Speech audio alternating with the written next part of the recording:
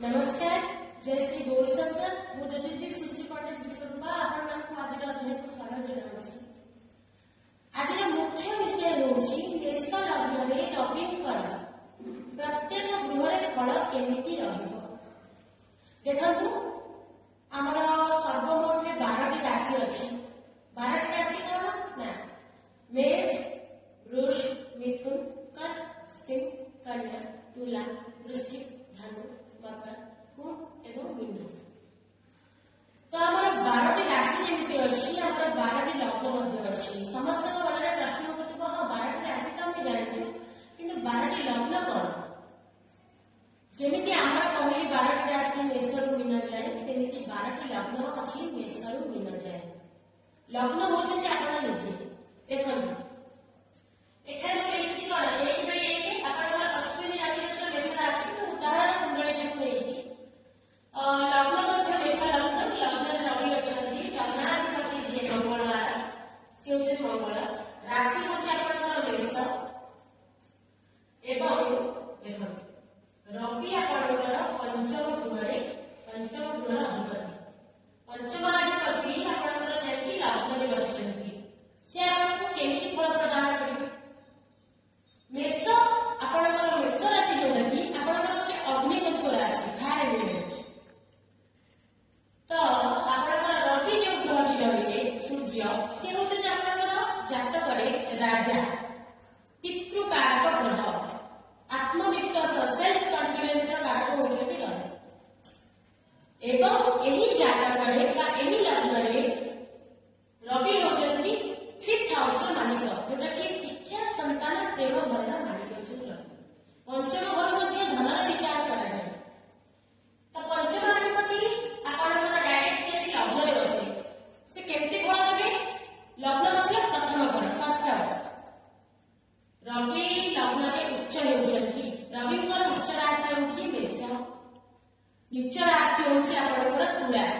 जेउ ग्रह जेउ राशि रे उच्च हेबो ठीक सेही राशि रो सामना ग्रह माने सप्तम ग्रह से ग्रहटी नीच हबो। जेमिति कि रवि एटी बसले आपण मेष राशि रे मेष रो आपण कोन सप्तम राशि तुला राशि, मेष, वृष, मिथुन, कर्क, सिंह, कन्या, तुला।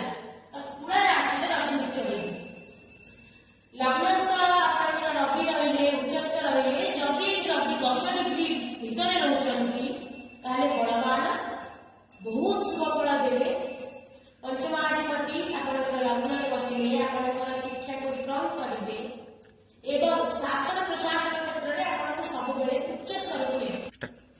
आपण रवि लग्न रे बसिले आपण शासन प्रशासन क्षेत्र रे उच्च स्तर नवा सहित राजनीतिक क्षेत्र रे मध्य आपण सुदृढ़ करिवे। आपण को गोटे लोक देखिले से जानिबे जे निज नेता बड़ नेता। देखो लग्न रे रवि को प्रभाव कइले कि जानबा जातकर नेचर प्रकृति केमिति रहइबो। तो जातकर प्रकृति कोन अहंकार भाव रहइबो। जेहेतु रवि राजा, जातक निज को राजा बोली भाबिबा सहित इगोइस्टिक नेचर रहइबो, जेटा कि गर्वी अहंकारी धरइबो। तो समस्त को बापा को भलिया आदेश करिबो, ए तू एटा तू सेटा कर। तो जातकर स्वभाव एमिति हबो। तो जेहेतु मेष लग्न रे रवि बसिले रवि आपनकर जे 10 वर्ष रे रहउछथि त बलवान रहउछथि, कि ताठर कम रहउछथि तेबे आपण रवि को स्वरूप धारण करि परिबे। एबे जानिबा मेष लग्न रे द्वितीय गृह रवि। देखो द्वितीय गृह होछि आपनकर धन रह, वाणी, कुटुंब रह। तो द्वितीय घरे जेबे भी पंचमाधिपति छाड़ी दे रवि को फल रहइबो।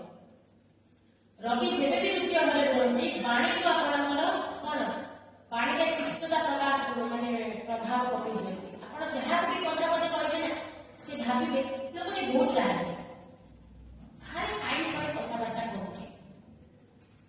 तो सेही भली भाबे रवि द्वितीय घरे बसुचंती आपण धनर घर होची द्वितीय घर, धन वृद्धि करेबे सहित आपण बाड़ी तथा घर देबे जीवन संगी जे आपण हेबे ताको सहित बाड़ी पाई आपण जणाइबे। आपणकर कथा बहुत है।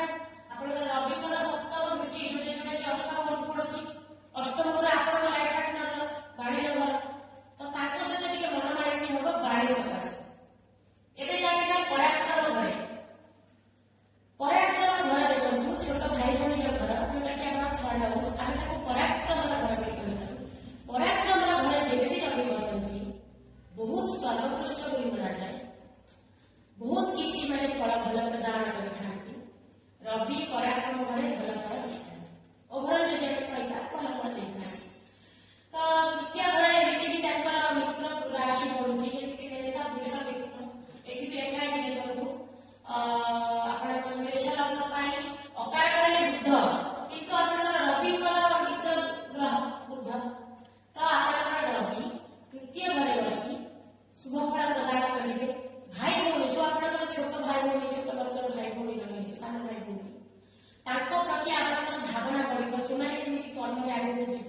ସେମାନେ କେମିତି ଉଚ୍ଚ ସ୍ତରରେ ରହିବେ। ଆପଣଙ୍କର ପଡ଼ୋଶୀ ମାନେ ସବୁ କଥାରେ ଆପଣମାନଙ୍କୁ ପଚରାଉଚରା କରିବେ, ଆପଣଙ୍କୁ ସବୁ କଥା ପଚାରିକି ବୁଝିବେ, ଆପଣ ମଧ୍ୟ ତାଙ୍କୁ ଭଲ ଶିକ୍ଷା ପ୍ରଦାନ କରିବେ। କିନ୍ତୁ ଆପଣ ସବୁବେଳେ ମନେ ରଖନ୍ତୁ ନିଜର କଥାକୁ କେମିତି ଆୟତ୍ତରେ ରଖିବେ। ଆପଣଙ୍କ କଥା ବହୁତ କ୍ରୋଧଯୁକ୍ତ ହବ ତ ଲୋକମାନଙ୍କୁ ଟିକେ ସହ୍ୟ କରିବାକୁ ଅସୁବିଧା ପଡ଼ିବ। ତ ଆପଣ ସବୁବେଳେ ନିଜର କଥାକୁ ଭଲ ରଖନ୍ତୁ, ସବୁବେଳେ ଶାନ୍ତ ରୁହନ୍ତୁ, ଧୀର ସ୍ଥିର ରୁହନ୍ତୁ। ଏବେ ଜାଣିବା ଚତୁର୍ଥ ଘରେ ରବିଙ୍କ ଫଳ। ଦେଖନ୍ତୁ ଚତୁର୍ଥ ଘରେ ଆପଣଙ୍କର କର୍କଟ ରାଶି ପଡୁଛି, ମେଷ ଯୁବ ମିଥୁନ କର୍କଟ। ତ ଆପଣଙ୍କର ଯଦି ମୁଁ କହିବି ଲଗ୍ନ ଠାରୁ ଚତୁର୍ଥ ପଡ଼ିଲା କର୍କଟ, କର୍କଟ ଏକ ଜଳତତ୍ତ୍ୱ ରାଶି। ଆମର ରାଶି ଅଛି ଜଳତତ୍ତ୍ୱ ରାଶି ଅଛି, ଚର ରାଶି, ସ୍ଥିର ରାଶି, ତାତ୍ମିକ ରାଶି ଅଛି। ସେଟା ଆପଣ ପରେ ଜାଣିବେ। ରାଶି ବି ଆପଣଙ୍କର ବହୁତ ପ୍ରକାର ଅଛି, ଚର ସ୍ଥିର ଦୁଇଟା ମେଷ, ଫଷ୍ଟ ଚର ସ୍ଥିର ରାଶି, ଚର ସ୍ଥିର ରାଶି, ଚର ସ୍ଥିର ରାଶି, ଚର ସ୍ଥିର ରାଶି। ଚର ହଉଛି ଆପଣ ଶୁଣନ୍ତୁ, ଚର ହଉଛି କଣ ନା ଆପଣଙ୍କର ଚଳାୟମାନ ରାଶି, ଯୋଉଟା ଆପଣଙ୍କର ମୁଭମେଣ୍ଟ ସାଇଡ୍ ସବୁବେଳେ ଗତି କରୁଛି। ଆଉ ସ୍ଥିର କଣ ଆପଣଙ୍କର ହଉଛି ସବୁବେଳେ ସ୍ଥିର ହେଇକି ରହିଥିବ। ଏବଂ ଦାତ୍ମିକ କଣ ନିଃସ୍ୱାଭାବିକତାକୁ ମଧ୍ୟ କୁହାଯାଏ। ଦାତ୍ମିକ ରାଶି ହଉଛି ନା ଚଳ ନା ସ୍ଥିର, ନା ସେ ସ୍ଥିର ହେଇକି ରହିବେ ନା ସେ ଚଳାୟମାନ କରିବେ। ତ ଏଇଟା ହେଲା ଆପଣଙ୍କର ଚର। ପ୍ରଥମ ସବୁବେଳେ ଆପଣଙ୍କର ମେଷ ରାଶି ଚର ରାଶି, ଚର ସ୍ଥିର ଦାତ୍ମିକ, ଚର ସ୍ଥିର ଦାତ୍ମିକ, ଚର ସ୍ଥିର ଦାତ୍ମିକ, ଚର ସ୍ଥିର ଦାତ୍ମିକ। ମେଷ, ତୁଳା, କର୍କଟ, ମକର, ଚାରିଟା ରାଶି ଆପଣଙ୍କର କଣ ଚର ସ୍ୱଭାବ। ଦେଖନ୍ତୁ ଆପଣଙ୍କର ଏଠି ରବି ହଉଛନ୍ତି କଣ ପଞ୍ଚମାଧିପତି। ପଞ୍ଚମାଧିପତି ଆସିକି ସ୍ୱରାଶିରେ ବସୁଛନ୍ତି। କୌଣସି ଯଦି ଗୋଟେ ଗ୍ରହ ନିଜର ସ୍ୱରାଶିରେ ମାନେ ନିଜ ରାଶିରେ ନିଜ ଘରେ ଆସି ବସିବ ତେବେ ସେ ବହୁତ ଭଲ ଫଳ ପ୍ରଦାନ କରିବ, ଅତି ଉତ୍ତମ ଫଳ ଦେବ। ଏଠି ମଧ୍ୟ ରବି ଅତି ଉତ୍ତମ ଫଳ ଦେବେ। ପଞ୍ଚମ ଘର ହଉଛି ଆପଣଙ୍କର ଶିକ୍ଷା ସନ୍ତାନର ଘର। ତ ଏଠି ଯଦି ରବି ଆସିକି ବସିବେ ଗୋଟେ ସର୍ତ୍ତ ଅଛି। କଣ ସର୍ତ୍ତ ଅଛି ପ୍ରଶ୍ନ ଉଠି ପାରୁଥିବ ମନରେ ନା ଆପଣଙ୍କର ସନ୍ତାନ ଉତ୍ପନ୍ନ କରିବାରେ ଆପଣଙ୍କର ବିଳମ୍ବ ହେବ ଏବଂ ସନ୍ତାନ ସଂଖ୍ୟା ସୀମିତ ରହିବ। ମାନେ ସନ୍ତାନ ଦେହରେ ବହୁତ ଡେରିରେ ହବ। ଦ୍ୱିତୀୟ କଥା ହେଉଛି ସନ୍ତାନ ସୀମିତ, ବହୁତ କମ ସନ୍ତାନ। ଏବଂ ଆପଣ ଯାହାକୁ ବି ଜୀବନରେ ପ୍ରେମ ସମ୍ପର୍କରେ ଯାହା ସହିତ ଆସିଥିବେ ତାହା ସହିତ ଆପଣଙ୍କର ଡିଟାଚମେଣ୍ଟ ହେଇଯିବ। ଆପଣଙ୍କର କଥାକୁ ନେଇକି ଇଗୋଇଷ୍ଟିକ୍ ନେଚରକୁ ନେଇକି ତା ସହିତ ଆପଣଙ୍କର ସମ୍ପର୍କରେ ତିକ୍ତତା ଆସିବ। ଆପଣଙ୍କର ସମ୍ପର୍କ ଏକାଠି ରହିଲେ ମଧ୍ୟ କୋଉଠି ଆପଣ ଲଭ୍ ଠିକ୍ ସେ କରିପାରିବେ ନାହିଁ। ଏବେ ଜାଣିବା ଷଷ୍ଠ ଘରେ ରବି। ଦେଖନ୍ତୁ ଷଷ୍ଠ ଘର ଆପଣଙ୍କର ପଞ୍ଚମାଧିପତି ଷଷ୍ଠ ଘରେ ଆସି ବସୁଛନ୍ତି। ଷଷ୍ଠ ଘର ପଡୁଛି କନ୍ୟା ରାଶି, କନ୍ୟା ରାଶିର ମାଲିକ ହେଉଛନ୍ତି ବୁଧ। ତ ସୂର୍ଯ୍ୟ ଷଷ୍ଠ ଘରେ କଣ ଫଳ ଦେବେ ନା ଆପଣଙ୍କର ଯେହେତୁ ରୋଗ ରିପୁ ଋଣର ଘର ଷଷ୍ଠ ଘର, ରୋଗ ରିପୁ ଋଣର ଘର, ତ ଆପଣଙ୍କର ପଞ୍ଚମାଧିପତି ଯେମିତି ଷଷ୍ଠ ଘର ଖାସ କରି ରବି ମିତ୍ର ରାଶିରେ ବସିବେ ଅତି ଉତ୍ତମ ଫଳ ଦେବେ। ଶତ୍ରୁହନ୍ତା ନାମକ ଯୋଗ ଗୋଟେ ବନୁଛି। ଶତ୍ରୁହନ୍ତା କଣ ନା ଆପଣଙ୍କର କୌଣସି ଗୁପ୍ତ ଶତ୍ରୁ ଆପଣଙ୍କର କିଛି କ୍ଷତି କରିପାରିବେ ନାହିଁ। ଆପଣ ସବୁଥିରେ କଥା କହି ଜୟଯୁକ୍ତ ହିଁ ଆସିବେ। ଶତ୍ରୁ ଆଗରେ ଆପଣ ବିଜୟ ପ୍ରାପ୍ତ କରିବା ସହିତ ଏବଂ ଶତ୍ରୁ ଆପଣଙ୍କର କୌଣସି କ୍ଷତି କରିପାରିବେ ନାହିଁ।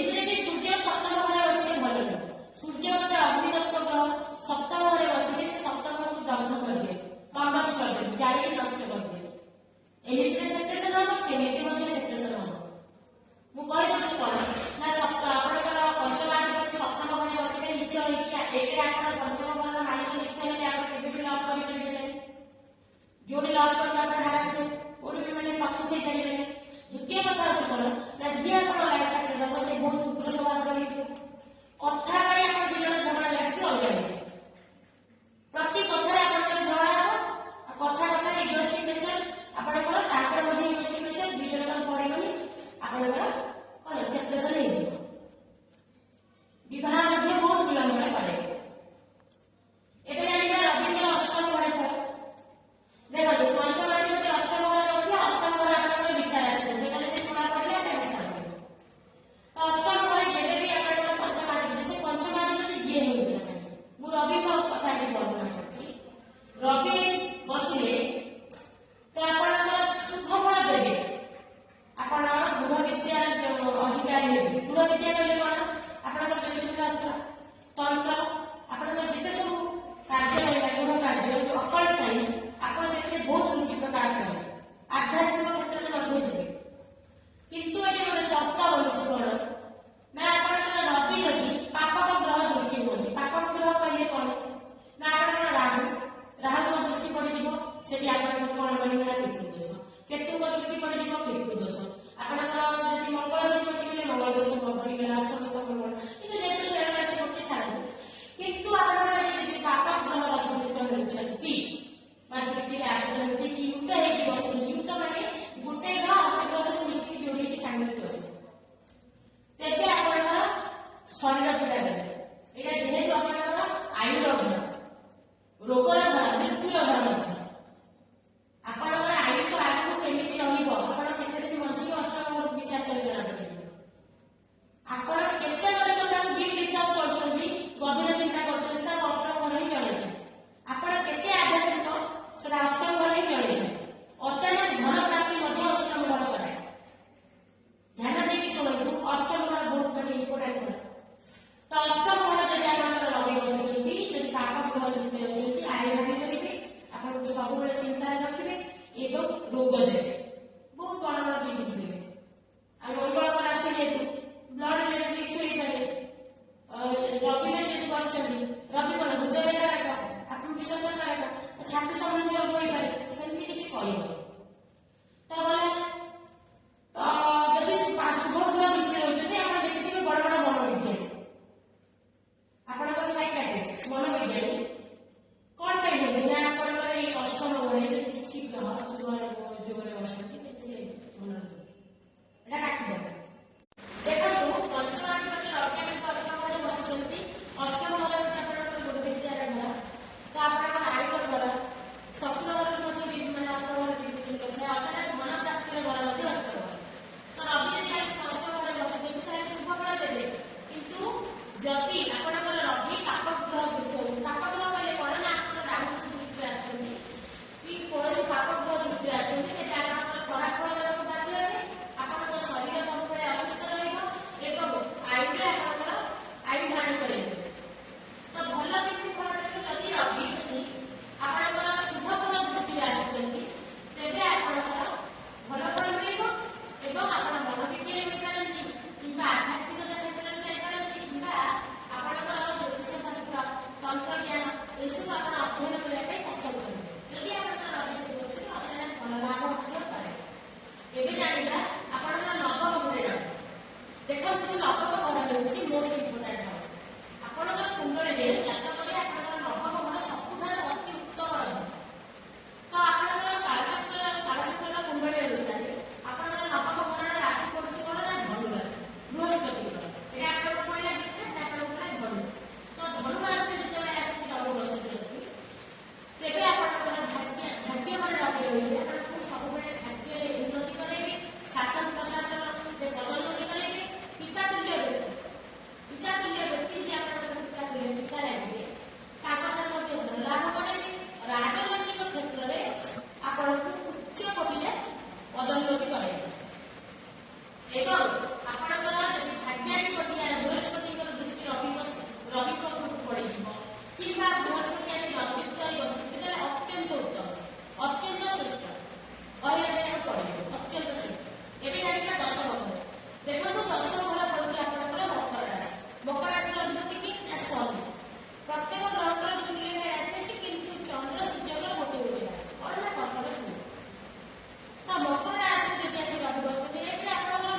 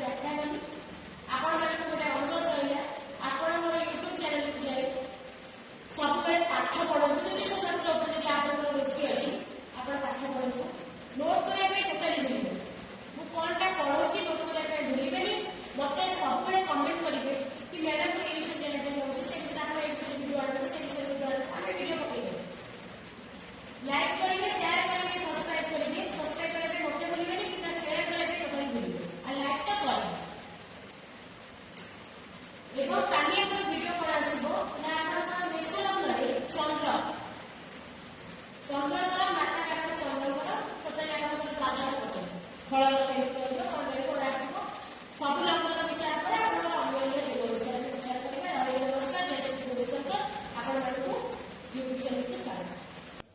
ଦେଖନ୍ତୁ ଆମର ସର୍ବମୋଟରେ 12ଟି ରାଶି ଅଛି।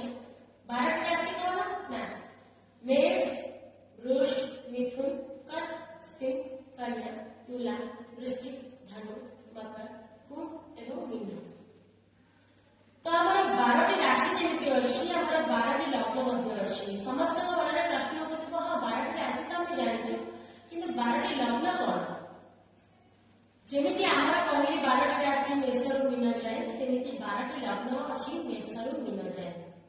लग्न होचंती आपण निजे देखो